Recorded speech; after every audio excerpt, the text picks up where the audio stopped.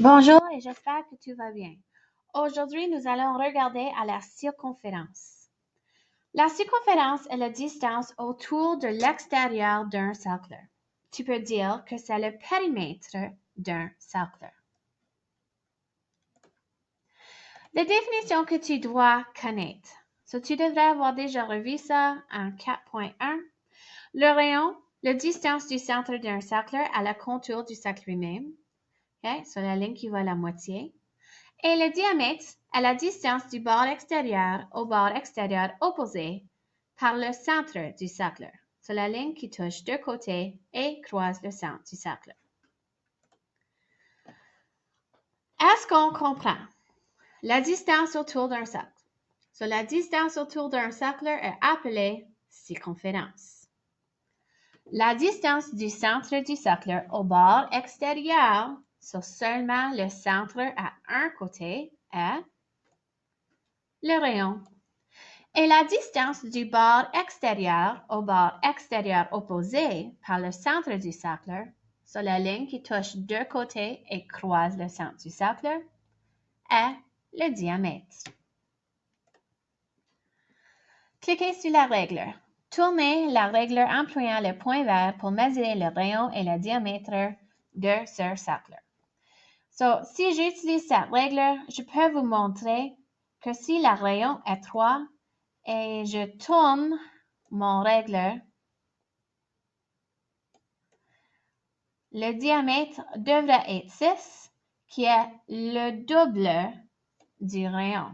On se souvient que le rayon est la moitié du diamètre ou le diamètre est 2 fois la longueur du rayon. Le diamètre est 2 fois la longueur du rayon. Le rayon est la moitié.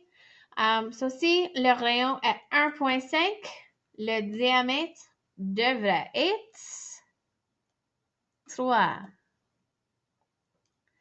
Si j'ai mesuré celui-ci avec un règle et je dis que le diamètre est 2,6, le rayon devrait être 1,3. Si nous déroulons le bord de l'extérieur d'un cercle, nous obtiendrons une ligne droite. Par conséquent, la longueur de la ligne droite est égale à la circonférence. Si je prends tout le côté de ce cercle et je le déroule, ça me donne une circonférence.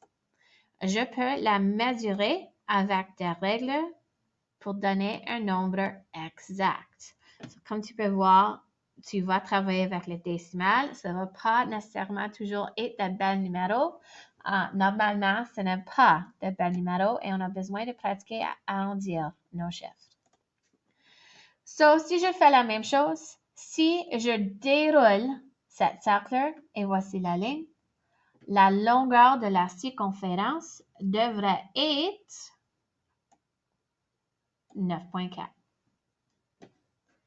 Et si je déroule celui-ci, et c'est de l'envers, mais tu peux encore la lire, je pense, la longueur devrait être 8,2.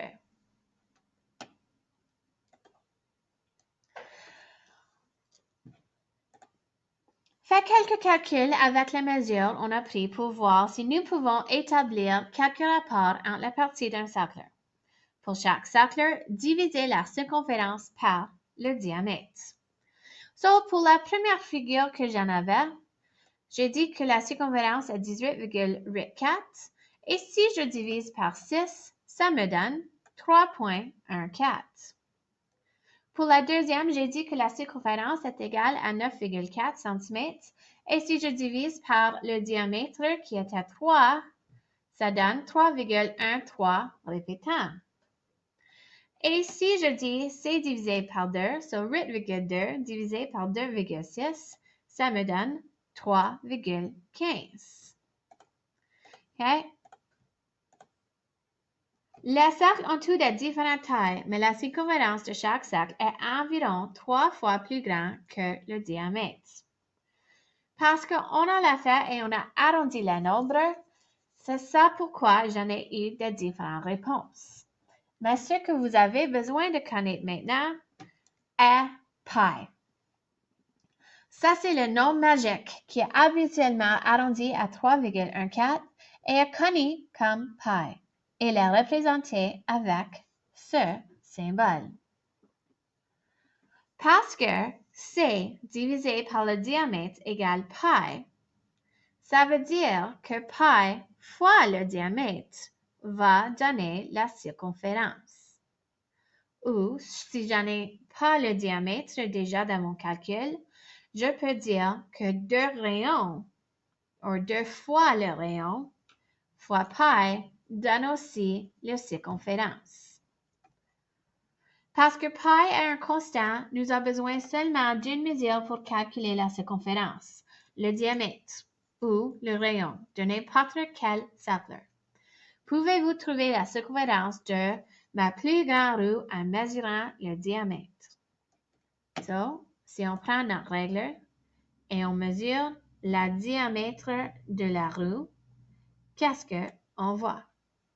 So, si on dit que la formule qu'on devrait connaître est circonférence égale pi fois diamètre, on dit pi est 3,14 fois 3,4 et ça donne une circonférence de 10,676 cm.